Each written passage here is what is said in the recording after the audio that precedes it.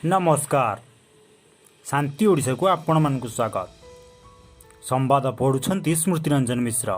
पुरीर परिचय किए? संबित पात्र पुरी लोकसभा आसनरू निर्वाचन लड़िबारु पुरी सारा भारत में परिचित हैला, नचेत ताहा कलिकतार बोली लोके कहती। लेखाश्री एभली मंतव्य को कांग्रेस मुखपात्र तथा पिपिली कांग्रेस नेता दृढ़ निंदा करने सह एभली मंतव्य दुर्भाग्यजनक बोली कहिसेंती।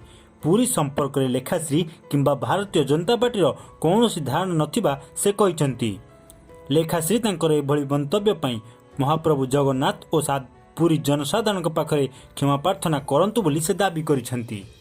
भारतीय जनता पार्टी नेत्रींकर जो मंतव्य अत्यंत दुर्भाग्यजनक एवं यह भारतीय जनता पार्टी अहंकार परिचय अर्थात अहंकार चरम सीमार पहुंची।